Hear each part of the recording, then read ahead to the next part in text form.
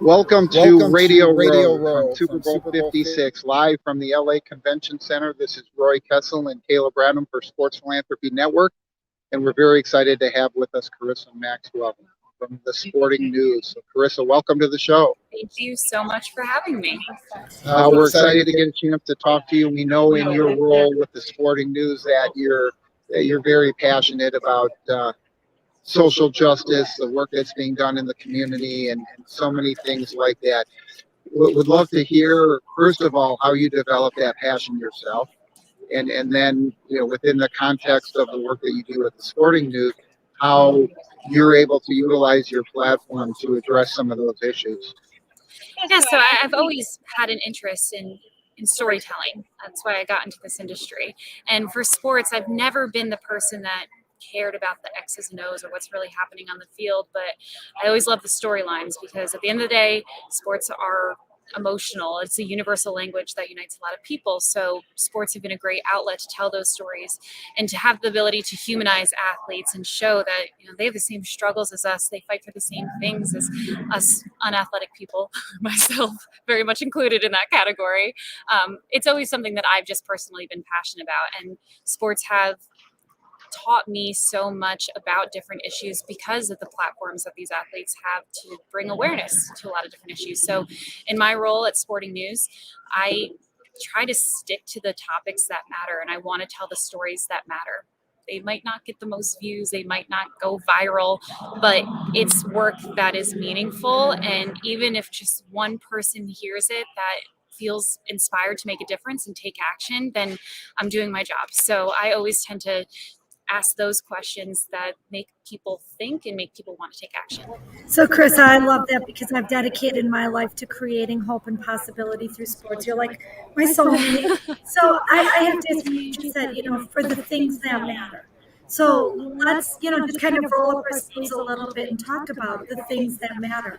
What are the things that you're most passionate about reporting when it comes to using sports for social good and social change? So there's multiple layers to it. As a woman in sports, obviously I have my own struggles that, my laptop has a very similar sticker. There's struggles that are obvious. My coworker will ask a question to an athlete. I'll ask the same question to another athlete, and I'll get the, oh, wow, you know what you're talking about, but he doesn't. So you feel like you have to constantly prove yourself.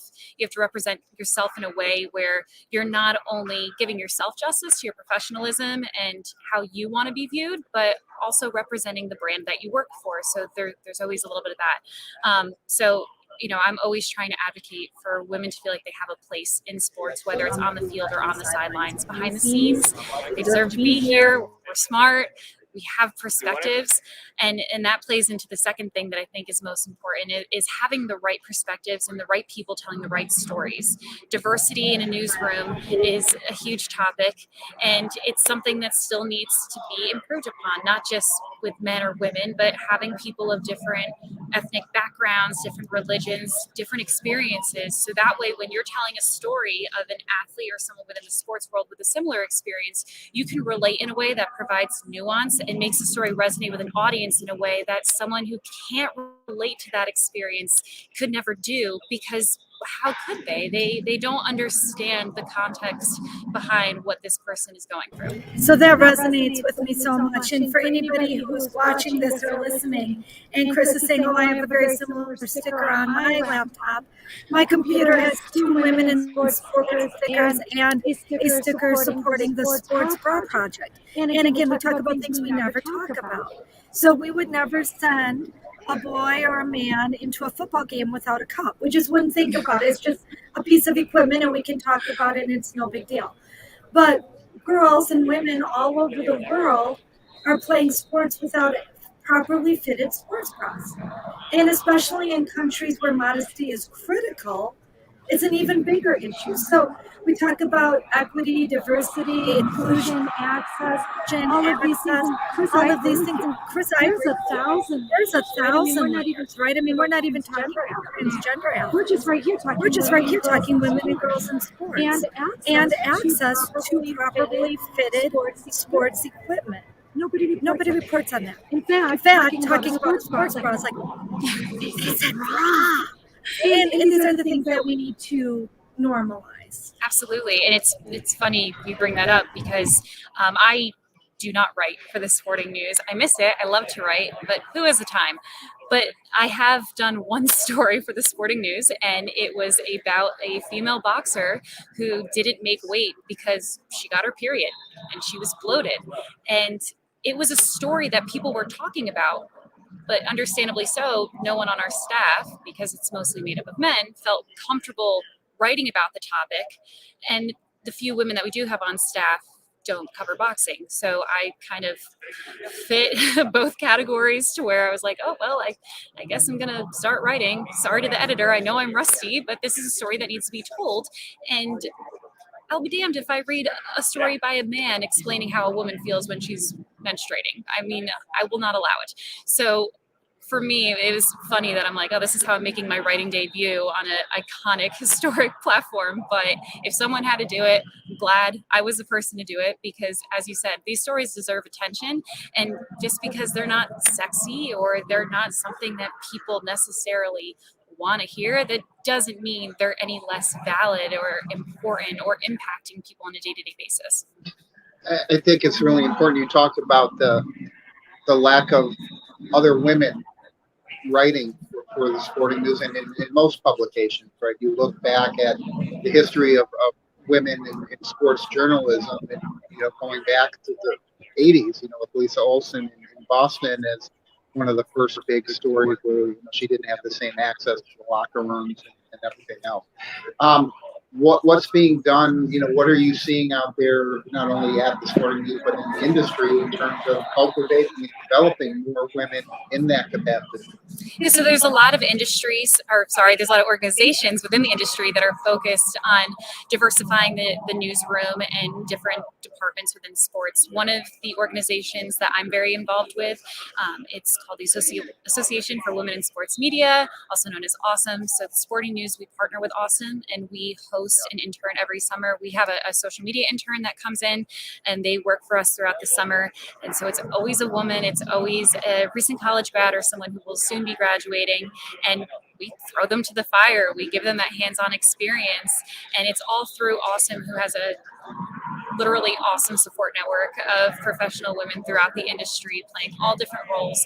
So that is an organization that I have really bonded with, especially the past couple of years, and advocate for. And I also think that, again, playing into the whole idea of having the right storytellers, you always want to hire based on merit, right? No one wants to look at D&I initiatives as checking a box and saying, look, we did the thing, so progressive. That's not going to help your brand. That's not going to help grow your staff internally and allow them to learn. But at the same time, if you have candidates, one a man, one a woman, they're pretty equal. Maybe the male candidate has a little bit of an edge on his grammar or, has a little bit better of a writing style. But when you look at the makeup of your newsroom and your audience that you're trying to attract, who's going to be the storyteller that comes in and does something different, who can write stories in a way that nobody else can, who can resonate with a different audience, who can expand your network and your influence? Sometimes that plays a greater role than someone who's really good at spelling or, whatever other minor detail that they have. And I think that's the biggest thing that people forget about when D&I is talked about in the hiring process, is it's so much more than your technique and what's on a resume. It's what you can bring to the table outside of just tangibles. And that is something that I am a huge advocate for at Sporting News. I actually just booked a meeting on the calendar to talk about it next week with our HR manager. We are putting together an entire initiative for International Women's Day and Women's History Month. We had an incredible Black History Month campaign that I am extremely proud to say was 100% ideated, executed, produced, written, designed, everything by all Black members of our staff. So we are doing better at putting the right people in the right position to tell the right stories. But that doesn't mean we're done. There's still so much more we can do. And it's something that we can never stop advocating for it, because you can never just settle. There's always room for growth and for learning. And I am very proud to be the champion of that at Sporting News. So what I'm hearing you say, Carissa, is representation mix. I'm hearing it 1,000 different ways, and every time it's coming back to me in the workplace, in the community, representation matters. And it's two words. And I can't believe it's 2022, and we're still saying, hey guys, representation matters. And I mean that literally, hey guys, Yeah. representation matters. So Chris, a question for you, and we're just about out of time. If Sports Philanthropy Network gave you $25,000 and said, Carissa, use this money to do good, how would you spend it? Oh God, really putting me on the spot here, huh? Okay, so this is a weird one, but this is something that I've thought a lot about, and my numbers are probably a little outdated. But a few years ago, a former company I was working with, we worked with the United Nations to help developing countries come up with different programs using sports to help their economy grow, encourage education. And one of the stats that I heard that really blew me away, and again, sorry if I'm butchering this, but one of the leading causes of third world countries or struggling economic countries and structures being prevented from developing is due to underage pregnancy, because women are put in a position where they're in high school, they get pregnant, they have to drop out, so they're not getting an education with a higher paying job, they have to take a lower paying hourly wage, and then they're never able to gain generational wealth because that cycle continues. And what was fascinating about that is, and I don't know how they calculated this, but from what I had read, the rate of pregnancy, the rate of contraception was occurring between the hours of 3 and 6, which is a time when kids get out of school and before their parents get home from work. So how do we stop that? We need to create programs for kids to go and have an outlet and have some sort of discipline and something to care about and be passionate about after school. So all that to say, with that $25,000, I would figure out a way to come up with a sustainable program that encourages after school programs. It doesn't necessarily need to be sports. I was a drama nerd. I don't have an athletic bone in my body. So please, by all means, do a tap dance, be in a Broadway show, would love it. But sports obviously play a huge part in that because there is a low barrier to entry. There are a lot of sports that aren't expensive to join. There are many sports that are, and that's a whole nother conversation about creating stronger grassroots programs. But giving kids an outlet to express themselves, to learn teamwork, to make friends, to understand that they have a purpose in life outside of just checking a box and going to school and keeping themselves entertained until their parents get home. I think that's a way that we can start a trend in kids from a young age. So if they go on and pursue sports, great. But if not, they're using what they learned on the field or on the sidelines as a way to set a foundation for a successful future.